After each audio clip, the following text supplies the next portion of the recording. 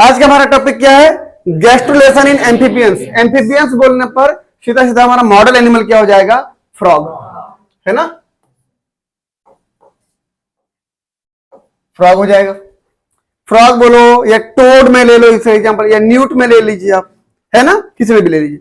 तो यदि हमको गैस्ट्रुलेशन समझना है तो सबसे पहले उसके एग के स्ट्रक्चर को जानना पड़ेगा। और इसके एग को स्ट्रक्चर जानने के लिए देखिए कि सबसे कोई एग मान लीजिए, सबसे बाहर में क्या पाई जाती है? Jelly coat. जेल जैसे दिख रहा है ना, ये कोट क्या कहलाता है? ये जेली कोट। ये पहला हो गया, सबसे पहला। उसके नीचे जो दिख रहा है मेम्ब्रेन दिख रहा है ना, ब्लैक कलर के बनाया हूं, ये विटेलाइन मेम्ब्रेन। क्या कहलाता है? ये विटेलाइन मेम्ब्रेन। उसके अंदर देख लीजिए तो ये एग मेम्ब्रेन, ये दिख रहा है एग मेम्ब्रेन, ये वाला एग मेम्ब्रेन है। और विटेलाइन मेम्ब्रेन एग मेम्ब्रेन के बीच में जो स्पेस है वो कहलाता है पेरीविटेलाइन स्पेस। ठीक। अब देखिए भाई, अंदर जो एग मेम्ब्रेन है उसके चारों तरफ क्या है? साइटोप्लाज्म है। साइटोप्लाज्म के ऊपर साइड की ओर फ्री साइटोप्लाज्म है, नीचे योक है। योक मतलब कैसा योक? डेंस योक। ठीक है ना? यहां मैं कहीं पर लिख दे रहा हूं, योक। ये क्योंकि योक कैसे होता है? बहुत ही डेंस होता है।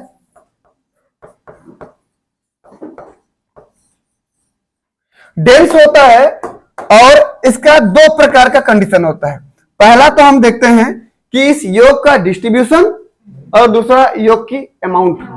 ठीक। योग का पहले अमाउंट देख लेते, मात्रा कितना है? अमाउंट। दूसरा होता है डिस्ट्रीब्यूशन। कितना है योग की मात्रा? कितना है? नहीं बहुत ज्यादा, नहीं बहुत कम, मतलब बीच में है। तो क्या हो जाएगा? मीजोलिस्टल एग। तो अमाउंट के आधार पर क्या हो जाएगा इसका? Egg mesolecithal egg. ये हो गया। डिस्ट्रीब्यूशन देखो तो एक तरफ है तो क्या हो जाएगा? टीलोलिस्टल एग।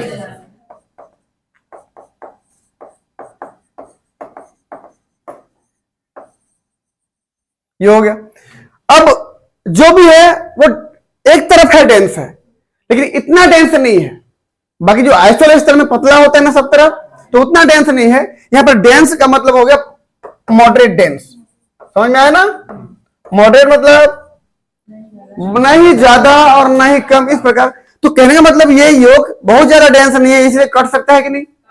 कट सकता है। मॉडरेट वाला है, ठीक ठाक है, बहुत ज्यादा नहीं है। तो पूरा कटेगा तो क्या हो जाएगा उसके हिसाब से? होलोब्लास्टिक। क्या हो जाएगा? ये होलोब्लास्टिक हो जाएगा। होलोब्लास्टिक क्लीवेज हो जाएगा। ठीक है ना? क्लीवेज का टाइप अगर देखूं तो रेडियल क्लीवेज। रेडियल क्लीवेज क्या होता है? अब पढ़िए पिछला क्लास को। ठीक। अब हम बात करते हैं इसके जो ऊपर में योग फ्री साइटोप्लाज्म है, नीचे तो योग है, ऊपर में योग फ्री साइटोप्लाज्म है, उसमें पिगमेंट पाई जाती है। और पिगमेंट के आधार पर इस साइटोप्लाज्म को दो भागों में बांटा गया। पहले तो बाहर वाला साइटोप्लाज्म, ये तो कॉर्टिकल, कॉर्टिकल मतलब किनारा वाला, कॉर्टिकल या फिर आउटर डेंस पिगमेंट। ठीक है ना? ये हो गया, ये पूरा देखो दिख रहा है ना। और दूसरा inner less pigment. Pigment less नहीं बोल रहा हूं मैं, लेस पिगमेंट। पिगमेंट लेस बोलो तो पिगमेंट था ही नहीं, और लेस पिगमेंट मतलब कम पिगमेंट है वहां पर। समझ आया? मैं इसलिए बता रहा हूं इस स्ट्रक्चर को क्योंकि अब जब मैं फर्टिलाइजेशन कराऊंगा यहां पर, जिधर फर्टिलाइजेशन होगा ना उसका ये कार्टिकल डेंस पिगमेंट घूम जाएगा, इधर 30 डिग्री एंगल पे घूम जाता है ना? कार्टिकल रोटेशन होता है, जिसकी वजह से उसके अपोजिट साइड में ये वाला हिस्सा जब 30 डिग्री एंगल आगे बढ़ जाएगा तो इतना खाली हो जाएगा। जब खाली हो जाएगा तो यहां पर ग्रे क्रिसेंट बनेगा। ये डेंस पिगमेंट दिखाई नहीं देगा, तो ये वाला पिगमेंट दिखाई देगा ना बाहर से, तो वो ग्रे कलर का दिखेगा, तो ग्रे क्रिसेंट बनता है। समझ में आया ना? इसलिए मैं इस डायग्राम को बताया हूं। जिस साइड में योग पाई जाती है उसको वेजिटल पोल कहते हो, और जिधर फ्री साइटोप्लाज्म है, जिधर वास्तव में डिवीजन शुरू होगा, उसको एनिमल पोल कहते हो। डिवीजन डाले पूरा पूरा होगा ये, है ना? मैं फिर रिपीट कर रहा हूं, योग बहुत ज्यादा डेंस नहीं है, मॉडरेट डेंस है। ठीक है ना? ठीक। तो ये हो गया एग का स्ट्रक्चर। किसी को कुछ पूछना है? आगे बढ़े? ठीक। जैसे कि हमने पढ़ा था, आज का हमारा टॉपिक क्या है कि गैस्ट्रुलेशन इन एम्फीबियंस। एम्फीबियंस मतलब फ्रॉग में भी हो सकता है, टोड में भी हो सकता है और न्यूट में भी हो सकता है। ठीक, ये फ्रॉग का एक एग था मान लीजिए। तो इस एग में हमने स्ट्रक्चर इसे जस्ट पहले वाले स्टेप में पढ़ लिया था। तो जैसे ही इस एग में फर्टिलाइजेशन की प्रोसेस होती है, मान लीजिए स्पर्म इस साइड में आता है, फर्टिलाइज करता है, यहां फर्टिलाइज करता है, तो इसके कार्टिकल भाग में जो पिगमेंट पाई जाती है, इसके साइटोप्लाज्म के कार्टिकल भाग में जो पिगमेंट पाई जाती है ना, फर्टिलाइजेशन होने के बाद ये कार्टिकल पिगमेंट स्पर्म के एंट्री साइड तरफ 30 डिग्री एंगल पे घूम जाती है। जब इधर घूम जाती है तो इधर 30 डिग्री एंगल खाली हो जाएगा। जब ये खाली हो जाएगा, इसको बोलूंगा मैं ग्रे क्रिसेंट। ये पूरा एरिया क्या कहलाएगा? Grey crescent. अब ये सब स्ट्रक्चर है बाहर में, मैं सबकी बात नहीं कर रहा हूं। आप ये समझ के चलिए कि स्पर्म का जो हैप्लॉइड न्यूक्लियस था, स्पर्म का जो हैप्लॉइड न्यूक्लियस था वो अंदर जा चुका है, ये आ चुका है, इसका अपना न्यूक्लियस था। ठीक, अब दोनों न्यूक्लियस जब मिल चुके हैं तो यहां पर क्या बन गया है? 2n डिप्लॉइड जाइगोट का न्यूक्लियस। ये जो ग्रे क्रिसेंट है, ग्रे क्रिसेंट उस डिप्लॉइड न्यूक्लियस को सेटल डाउन होने के लिए जगह प्रदान करता है ताकि वो अच्छे से डिवाइड हो पाए, अपना सिंथेसिस कर पाए। वो मीडियम या इन्वायरमेंट प्रोवाइड होता है उसको। कहां पे होता है बोलने पर? ग्रे क्रिसेंट में। बाकी सभी स्ट्रक्चर है, मैं उसको नहीं बनाया हूं। अब इसको मैं क्या बोल रहा हूं? जाइगोट। जाइगोट कैसे होता है? डिप्लॉइड। ये हो गया। अब डिप्लॉइड जाइगोट में अब क्या स्टार्ट हो जाएगा? क्लीवेज स्टार्ट हो जाएगा। जब क्लीवेज स्टार्ट होगा तो मैं बोलूंगा कि माइटोटिक डिवीजन की शुरुआत हो जाएगी। मैं पहले बोला हूं कि माइटोटिक डिवीजन या क्लीवेज की जब चलेगी लगभग 12वें क्लीवेज तक G1 फेज और G2 फेज नहीं पाया जाएगा। S फेज और M फेज केवल सिंथेसिस और माइटोसिस। सिंथेसिस मतलब बनना, माइटोसिस मतलब अलग होना, ये चलता रहेगा। मतलब साइटोप्लाज्म की मात्रा नहीं बढ़ेगी। सीधे सीधे 12वें 13वें क्लीवेज के बाद ही G1 और G2 फेज रिस्टोर होंगे, साइटोप्लाज्म की मात्रा बढ़ेगी और जाइगोटिक जीन स्टार्ट हो जाएंगे काम करना। वो कहलाएगा मिड ब्लास्टुला ट्रांजिशन। मतलब 12वें फेज तक, 12वें क्लीवेज तक केवल न्यूक्लियस बढ़ते रहता है, साइटोप्लाज्म नहीं बढ़ता है। अब आगे बढ़ते हैं हम लोग कि क्लीवेज कैसे होगा। ये जाइगोट था, क्लीवेज कैसे होगा बोलने पर ध्यान से देखिए। एनिमल पोल से वेजिटल पोल तरफ पहला क्लीवेज होगा, रेडियल क्लीवेज चलता है। चूंकि ऊपर वाला हिस्सा देख रहे हैं आप, इस ऊपर वाले हिस्से में केवल साइटोप्लाज्म है, नीचे वाले में योग है, बीच तो मार्जिनल जोन हो गया। ये मार्जिनल जोन हो गया। अब मैं क्या बोल रहा था कि जब क्लीवेज करोगे आप तो ऊपर से ऐसे कटेगा तो जल्दी कट जाएगा। ये जब धीरे धीरे योग आएगा तो धीरे धीरे उसका डिवीजन होने का स्पीड कम हो जाएगा। पहला cleavage animal pole to vegetal pole और रेडियल क्लीवेज था। दूसरा क्लीवेज क्या होगा? पहला क्लीवेज के पूरा होने के पहले शुरू हो जाएगा। पहला क्लीवेज पूरा हुआ ही नहीं है, उसके पहले क्या हो जाएगा? दूसरा क्लीवेज स्टार्ट हो जाएगा और पहले के परपेंडिकुलर 90 डिग्री एंगल पे हो जाएगा, ये भी चलना शुरू हो जाएगा। अब धीरे धीरे पहला वाला क्लीवेज पूरा हो जाएगा, अब दूसरा वाला क्लीवेज इसके बाद पूरा होगा। 4 सेल बन जाएंगी, 2 क्लीवेज हो गया, ये भी रेडियल क्लीवेज था। अगला तीसरा क्लीवेज कैसे होगा? इक्वेटोरियल। लेकिन क्योंकि यहां तक योग था तो थोड़ा सा ऊपर में होगा। ऊपर में जब क्लीवेज होगा तो क्या होगा? ऊपर की 4 सेल छोटी हो जाएंगी, नीचे की 4 सेल बढ़ जाएंगी, माइक्रोमियर और मैक्रोमियर। ठीक है, ये लगभग 8 सेल की स्टेज आ गया, थर्ड क्लीवेज हो गया। अब मैं क्या बोल रहा हूं कि ऊपर के साइटोप्लाज्मिक जो 4 सेल माइक्रोमियर हैं वो थोड़े स्पीड से डिवीजन करेंगी। योग सेल क्योंकि थोड़े से डेंस हैं तो उनमें क्लीवेज की स्पीड थोड़ी सी कम होगी, तो धीरे धीरे होंगे। ठीक है, ऊपर की सेल जल्दी जल्दी डिवाइड होंगी, नीचे की सेल धीरे धीरे डिवाइड होंगी। ठीक, अब जब डिवाइड होती जाएंगी तो 16 से 64 सेल की अवस्था जब आएगी, सॉलिड बॉल लाइक स्ट्रक्चर बनेगी। सॉलिड बॉल लाइक स्ट्रक्चर को क्या बोलूंगा मैं? मॉरुला की स्टेज। मॉरुला लैटिन वर्ड है जिसका हिंदी में मतलब होता है, मतलब हमारे सामान्य भाषा में मतलब होता है उसका सहतूत, मलबरी। अंग्रेजी में मलबरी कहते हैं इसको। सहतूत जैसे स्ट्रक्चर बन जाता है, मतलब 64 सेल की स्थिति में सहतूत जैसे दाना दाना दिखाई देता है, वैसे ये भी दाना दाना जैसे दिखाई देता है बाहर से। ठीक है, उसके बाद जब डिवीजन होता जाएगा 64 मोरला आ गया। मोरला के बाद जब और डिवीजन होगा, डबल कर दीजिए उसका, 128 सेल। 64 के बाद 128 सेल। ऐसी स्थिति आएगी कि अंदर में कैविटी डेवलप हो जाएगी। उस कैविटी को क्या बोलूंगा? Blastocoel cavity. समझ में? अब ब्लास्टोसिल कैविटी किधर बनेगा? वेजिटल की एनिमल पोल साइड बनेगा, क्योंकि वेजिटल पोल तरफ तो डेंस योग था ना, तो ऊपर नहीं बनेगा, एनिमल पोल तरफ कैविटी बनेगी। ये देखिए बन गया नहीं? ये इसके एलएस सेक्शन में ये दिख रहा है। ये क्या ब्लास्टोलाइट स्टेज था, एलएस सेक्शन लिया ऐसे करके, इसके इस टुकड़े को फेंका तो आपको ये दिखा, ये बन गया। अब इसमें क्या शुरू होगा बताइए भाई, गैस्ट्रुलेशन। अब गैस्ट्रुलेशन की प्रोसेस कैसे होती है ध्यान से देखिएगा आप, क्योंकि यही इंपॉर्टेंट, हमारा टॉपिक भी यही है। ये जब इसका एलएस काट लिया था तो ये एनिमल कैप सेल हो गया, नीचे वेजिटल पूरा कैप सेल, ये पूरा वेजिटल कैप हो गया। ये मार्जिनल जोन, मार्जिनल जोन आप देख पा रहे हो ना, ये वाला पूरा मार्जिनल जोन, पूरा चारों तरफ होगा ना मार्जिनल जोन, ये पूरा दिख रहा है ना आपको, ये पूरा मार्जिनल जोन है, समझ में आया? अब जिधर फ्यूचर डॉर्सल साइट है, मतलब जिधर ग्रे क्रिसेंट बना है, इधर ग्रे क्रिसेंट बना है ना, इधर क्या बना हुआ है, ग्रे क्रिसेंट, उस साइड में देखोगे तो कुछ योग सेल में बॉटल सेल मिलते हैं, क्या कहते हैं उनको, बॉटल सेल। अब वही बॉटल सेल में क्या होगा, इनवेजिनेशन होगा, लेकिन उसके पहले ही एनिमल कैप सेल धीरे धीरे धीरे धीरे डिवीजन होना शुरू हो गया है। अब ध्यान से देखिए, ये दिख रहा है ना आपको, ये एनिमल कैप सेल दिख रहा होगा, तो जूम भी कर देंगे आप ना, ये एनिमल कैप सेल दिख रहा होगा, ये एनिमल कैप सेल धीरे धीरे डिवीजन होकर धीरे धीरे फैलना शुरू। ऐसा मत सोचना कि ये केवल इधर और इधर फैल रहा है, आप 3D सोचिए, उसका सभी दिशा में सोचिए, ये ऐसे फैल रहा है, ऐसे फैल रहा है, देखो ये समझ में आया ना, धीरे धीरे धीरे धीरे फैलना शुरू हो गया, ये शुरू हो गया, और उसी बीच में ही इधर इन्वेजिनेशन हो गया, बॉटल सेल अंदर की तरफ धंस गया, तो इसको इन्वेजिनेशन बोलता हूं मैं। तो सबसे पहला क्या था, इधर वेजिटल कैप सेल था, एपिपोल स्टार्ट हो चुका है एनिमल सेल में ही, एपिपोल स्टार्ट एट द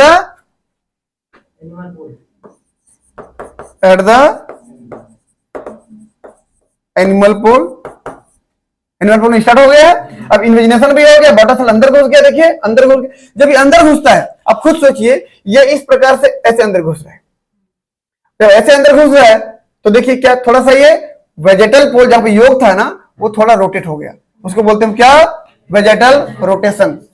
तो इन्वेजिनेशन जब भी होता है, वेजिटल पोल थोड़ा रोटेट हो जाता है, क्या बोलते हैं उसको, वेजिटल रोटेशन। अब किधर जाएंगे ये सब भाई, खाली किधर था, ब्लास्टोसिल कैविटी में खाली था, सब उधर भागते हैं। जब सब उधर भाग रहे हैं तो देखिए, invagination on bottle cell, endoderm का फॉर्मेशन, ये क्या बनाएगा आगे जाके, आहार नाल बनाता है, एलिमेंट्री कैनाल बनाता है। जिधर ये धंस गया है ना, उस छेद को क्या बोलूंगा मैं, ब्लास्टोपोर, और अंदर जो ये कैविटी धीरे धीरे आगे बढ़ती जाएगी, वो क्या कहलाएगा, आर्केंट्रान या प्रिमिटिव गट या प्रारंभिक आहार नाल, समझ में आया ना, तो ये बनेगा। अब होता क्या, देखिए धीरे धीरे ये आगे बढ़ रहा है, समझ लीजिए आप, और मार्जिनल जोन के सेल भी डिवाइड होकर के यहां से ऐसे बढ़ना शुरू हो जाएगा, देखिए बढ़ना शुरू हो गया। ये मार्जिनल जोन के सेल जब धीरे धीरे बढ़ना शुरू हो जाएगा, ये बनाएगा मेसोडर्म, क्या बनाएगा, मेसोडर्म। अभी बॉटल सेल जो इन्वेजिनेशन द्वारा अंदर गया था, वो एंडोडर्म बना रहा है, और ये जो मार्जिनल जोन की सेल धीरे धीरे सीट के रूप में अंदर जा रहा है, उसको बोलूंगा इन्वोल्यूशन की प्रोसेस। इन्वोल्यूशन की प्रोसेस से क्या बनेगा, मेसोडर्म बनेगा।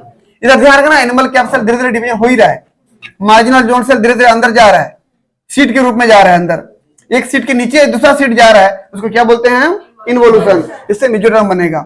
इधर धीरे धीरे इन्वेजिनेशन की प्रोसेस आगे बढ़ रही है, पूरा योग सहित आगे बढ़ रहा है ना, ब्लास्टोसिल को छोटा करते जाएगा, देखो भरते जाएगा, तो ठीक, तो यहाँ आर्केंट्रान बनेगा, प्रिमिटिव गट, तो इन्वोल्यूशन हुआ, ये वाला इन्वोल्यूशन हुआ, और सेल माइग्रेट कर रही है तो माइग्रेशन हुआ, किसमें हो रहा है, मार्जिनल जोन सेल और मेसोडर्म का फॉर्मेशन होता है उससे, ठीक है। आगे बढ़ता हूं मैं, ध्यान से देखिए, धीरे धीरे एनिमल कैप सेल में लगातार एपिबोलिक प्रोसेस चल रही है। जब एपिबोलिक सेल चलेगी, यहां प्रोसेस चलेगी, सेल डिवीजन होगा, माइटोटिक डिवीजन हो रहा है, लगातार सेल फैल रही हैं, लगातार सेल इस प्रकार से ये फैल रही है, ऐसे आप ये सोचिए, ये जब ऐसे फैल रही है तो ये सेल ढकेलेंगी ना नीचे वाले सेल को। अगर यहां से मैं नए नए व्यक्तियों को बिठाते जाऊं तो आप तो सरकते जाओगे उधर धीरे धीरे, बस सेम चीज, जब धीरे धीरे नए नए सेल आते जाते हैं तो इधर से ढकेल दिया जाता है।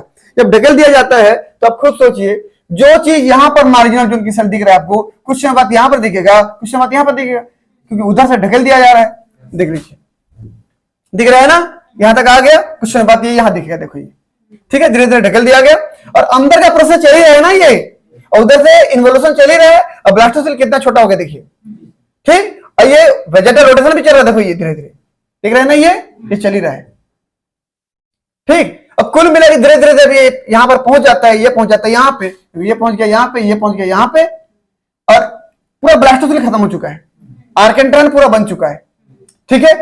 इस स्थिति में क्या होता है कि जब एपिपोल चल ही रहा है, चारों तरफ से लगातार चल रहा है, देखिए ध्यान से देखना, इधर से पूरा घूम के जा रहा है, देखो इधर से पूरा घूम के जा रहा है, ऐसे करके घूम कर जा रहा है, देखो घूम करके यहां पे जा रहा है, इधर से भी घूम के जा रहा है, देखो पूरा यहां पे, सेम ऐसे इधर से भी घूम के जा रहा है, देखो ये पूरा यहाँ पे, इधर से यहाँ पे। कुल मिला के एपीबॉली के प्रोसेस द्वारा एनिमल कैप की सेल पूरे स्प्रेड हो रहे हैं, फैल रही हैं, एक थिनिंग प्रोसेस द्वारा पूरे इस एम्ब्रियो को घेर रही हैं, और सब जाके कन्वर्ज हो रही है, मिल रहे हैं कहां पे, जहां पर ब्लास्टोपोर है ना, उस ब्लास्टोपोर के जस्ट नीचे वेंट्रल सेक्टर मिल रही है सब। आप समझ लीजिए डायग्राम को, ये है, ये सब तरफ से, चारों तरफ से आ रही हैं और मिल रही है यहां पर, और वहीं पर मार्जिनल जोन के सेल उसी धक्का मुक्की में धीरे धीरे अंदर घुसना शुरू हो जाता है। ये समझ में आया ना? तो ये जो स्ट्रक्चर बन रही है यहां पर, ये जो छेद था वो तो ब्लास्टोपोर था ही, ऊपर में डार्सल लीफ ऑफ ब्लास्टोपोर, नीचे वेंट्रल लीफ ऑफ ब्लास्टोपोर, जिसको योग प्लग के नाम से जान रहे हो आप, ठीक है ना? आप इसको कह सकते हो या फिर इसको भी आप कह सकते हो। ये दिख रहा है ना, ये पूरा वेंट्रल लीफ है, ये पूरा वेंट्रल लीफ है। ये ब्लास्टोपोर के नीचे जो दिख रहा है ना, ये क्या है? वेंट्रल लीफ है। समझ में आया?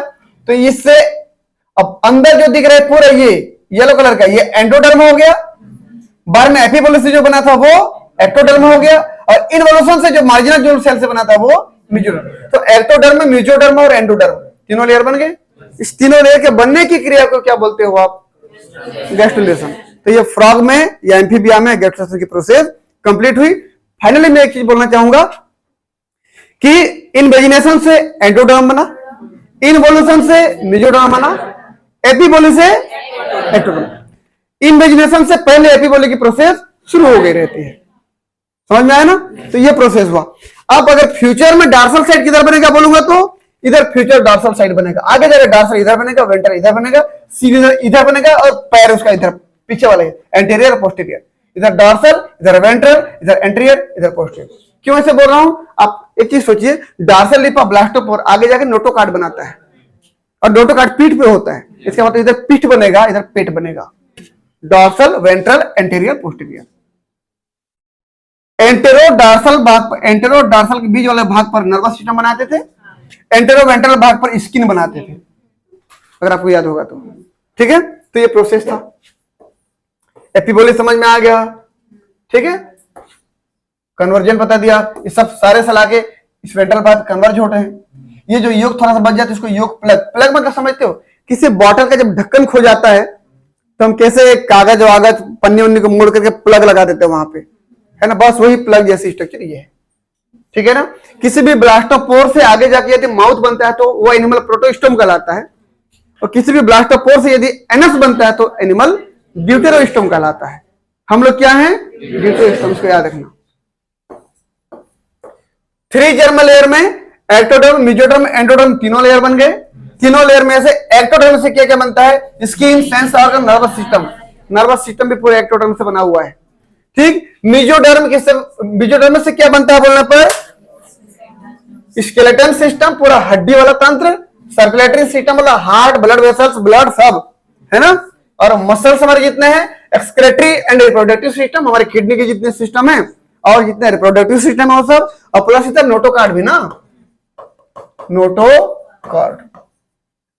एंडोडर्म में क्या बनता है? डाइजेस्टिव सिस्टम के, पैनक्रियास और लीवर, रेस्पिरेटरी सिस्टम के लंग्स। किसके बनते हैं ये? एंडोडर्म।